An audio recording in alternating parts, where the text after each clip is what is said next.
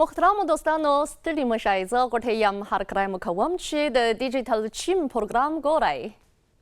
د چین او اروپا ترمنځ نوبتي بار وړونکي اورګاډي د اسیا او اروپا په لویو وچو کې تګ راتګ کوي او د کمربند او لارې د ګډې آبادۍ د شریکانو د ټولنې او اقتصاد د پرمختګ لپاره خوځنده ځواک برابروي. زه به په نننۍ پروګرام کې د ګڼو شمیرو له مخې د روان کال له پیله راهیسې د دغو بار وړونکو اورګاډو د چارو حالات در سره شریک کړم.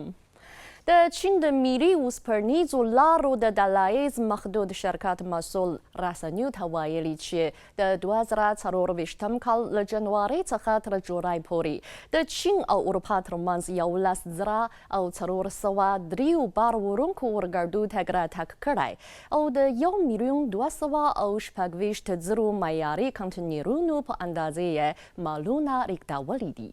چې دغه شمېر د تېر کال د ورته شمیرو په پرتله په جلا جلا توګه 12 سلنه او 11 سلنه زیاتوالی ښیي. د 2024 کال تر جولای پورې په مثل 3 میاشتو کې د یادو بار وړونکو اورګاډو میاشتنی شمېر له 1,700 څخه زیات شوی او د چین د بهرنۍ سوداګرۍ د پرمختګ او د برخلاصون د سویې د لوړتیا لپاره یې فعال رول لوبولی دی.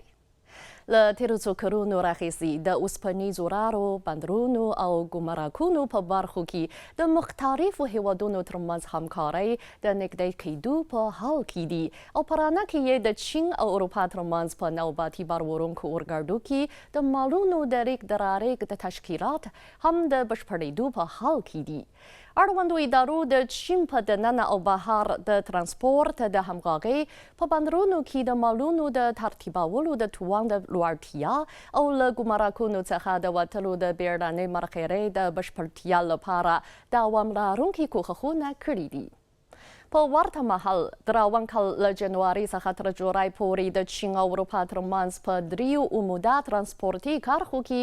یعنې په لویدیځ، مرکزي او ختیځو برخو کې د بار وړونکو خوځېدلو اورګاډو د شمیرو د زیاتوالي اندولونه په جلا جلا توګه 15 سلنې، 22 سلنې او 2 سلنې ته رسېدلي دي.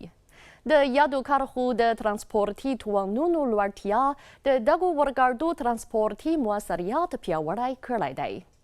د کمربند او لارې په اوږدو کې د مختلفو هیوادونو ترمنځ د مالونو د ریږد رارېږد اړتیاوې د زیاتېدو په حال کې دي او یاد اورګاډي د کمربند او لارې د ګډې آبادۍ نامنۍ ګرځېدلی دي. دا به د ختیځ او لویدیځ د اقتصاد پرمختګ ټاکوي خوځنده ځواک برابر کړي او په نړیوالو ترانسپورټي چارو کې به نه بېلېدونکی رول ولوبوي. محترمو دوستانو د ډیجیټل چین نننۍ پروګرام په همدې ځای پای ته ورسید. بریالي اوسئ.